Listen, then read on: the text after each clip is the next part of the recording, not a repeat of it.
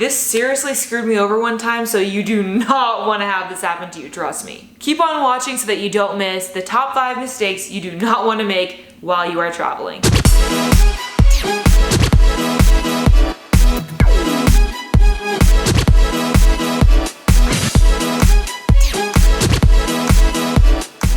Steckly, a freelance videographer and podcast editor based in Canada. Here on my channel, I like to talk all things YouTube, Instagram, filmmaking, freelance, and travel. Make sure you hit the subscribe button so you don't miss any of my future videos. I'm uploading 3 times a week. Alright, so today I wanted to go back to making some travel content, y'all, because I haven't done this in a while and I really do love it. In fact, later this month, I am traveling to NYC.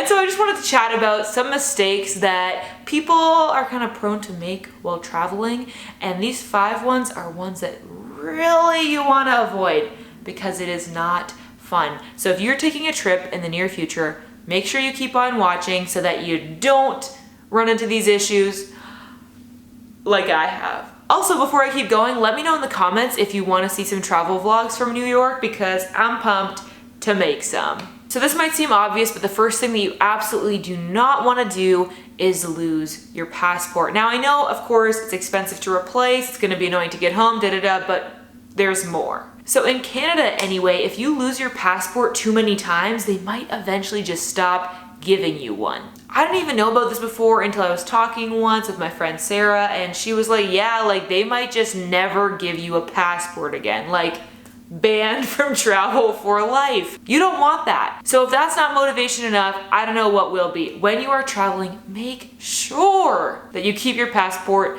somewhere super secure. Don't carry it around in your backpack when you're walking around for the day. Don't just leave it in your back pocket when you're like strolling around. You want to keep that ish locked down. What I would recommend, especially if you're staying in hostels or in like uncertain accommodations, put that in your suitcase, lock your suitcase, or like put it in a locked compartment at the hostel. Pro tip, make sure that you bring a combination lock with you when you're staying in places like that, and then you know that it is gonna be there. And also keep a designated spot for your passport. So that might be like a certain like zipper pouch on the inside of your suitcase so that you know it's gonna be there. You really don't wanna lose that thing because not only is it expensive and a pain to get home, they might just ban you from traveling for being an irresponsible person. So just don't do it. The next rookie mistake that you want to avoid is having overweight luggage. Now, don't mess with this. It gets really, really annoying at the airport. My recommendation to you before you leave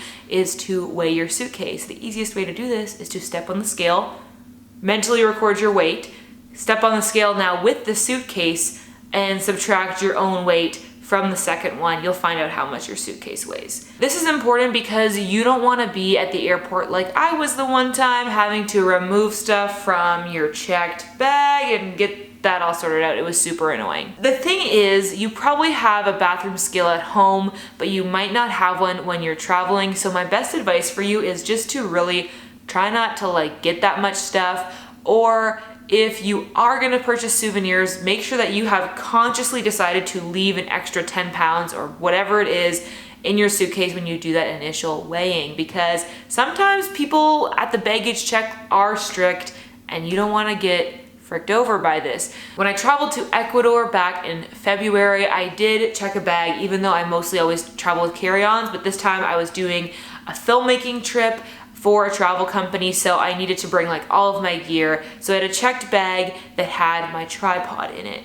So anyway, it was all fine on the way down, but what I didn't account for was the fact that because it is so dang humid in the rainforest, all of my stuff was just like slightly damp.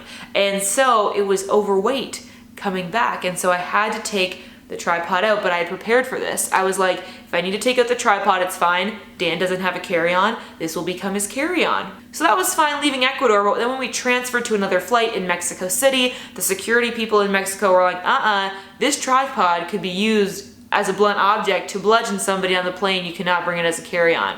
So I had to go and get it wrapped, which was hecka expensive for just frickin' saran wrap. Then I had to check it. Thankfully, we only had one checked bag between the two of us, so I didn't have to pay extra for that. But that is the kind of hassle that can happen to you if you don't make sure that your baggage is within the weight limit. So just heed that warning and know that you want to really make sure that your baggage is underweight, and do whatever you can to try to make sure that you know that ahead of time, or prepare for the circumstance that it won't be, so you know what you're gonna do. Like, I knew I was gonna remove the tripod, so kind of have a plan in place if you're not sure. The third thing that you don't wanna do when you are traveling is get scammed. Now, I know it's kind of hard to avoid this kind of thing if you don't know what to look for, but just let me tell you about something that happened to me again when I was in Ecuador.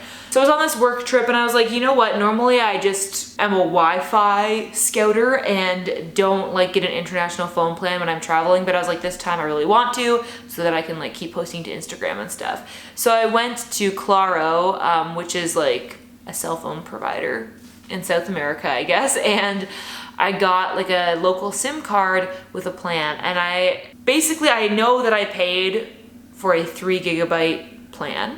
And so I immediately started just burning through the data because I literally was gonna be there for 2 weeks and I just knew I could use as much as I wanted. Little did I know then, when I hit 300 megabytes, the plan ran out and I had no more data. The moral of the story is really try to make sure that you know what's going on when you're speaking to clerks, when you're like purchasing things like that, because I'm pretty sure it was not a language barrier thing, because the guy we were talking to spoke English and I was like, 3 gigabytes, and like we paid the amount for the 3 GB plan.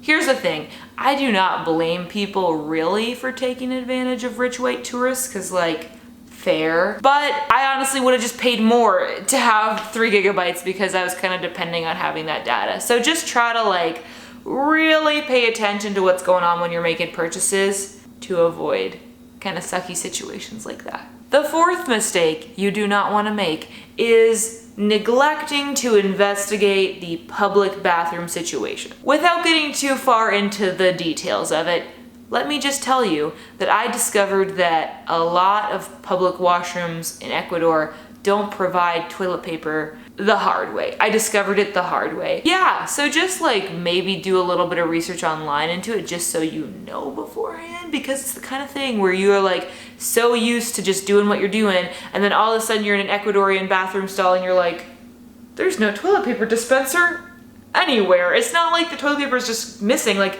there's no dispenser at all. So, and that's the kind of thing that I totally could have learned if I would have done like an ounce of research into, you know, what you typically find in that country. But I didn't, I just waltzed on in.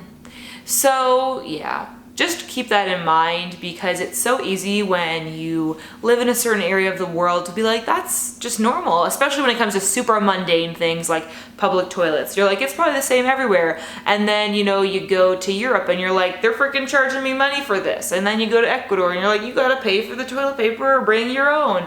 So you just wanna look into that so you aren't caught off guard and have a super scarring moment. So that's all I'm gonna say. The fifth travel mistake that I want to share with you is maybe a cheesy one, but I think it's really true, and that is don't get too caught up in taking photos and documenting your trip, so much so that you can't actually enjoy it. This is something that I struggle with as somebody who wants to post travel content on my Instagram and make videos, etc. But I think it's really important, especially if you're just going on vacation, that you take the time to relax and enjoy it. Back in the fall when I traveled to Finland, Sweden, Latvia, and Estonia, it was an amazing trip. It was like kind of my honeymoon and I really enjoyed it, but I also got home and was like, okay, I need a break from that, because I was uploading daily videos and dealing with time changes and out walking around exploring all day. Obviously not to complain, because I freaking loved it and it was an amazing trip and I'm so privileged to have been able to go. But I just want you to know that you don't want to like ruin your, you know, few chances at a big trip like that. Not that I ruined it, just saying, but you don't want to ruin them by spending all your time worrying about taking good photos and not spending time just enjoying being in that place and learning new things. So those are the 5 travel mistakes that you really want to avoid. Make sure you let me know in the comments if you want to see the NYC content, because it's going to be a good trip. Before you go, if you liked this video, you might like my video talking about traveling for free. Can you do it? Let me know also if you want to see more travel stuff, because it could be fun. Hit the subscribe button if you haven't already so you don't miss any of my future videos. I post 3 times a week. As always, I hope that you are having adventures all over the world and that you're following your dreams. and I'll see you in the next one. Bye.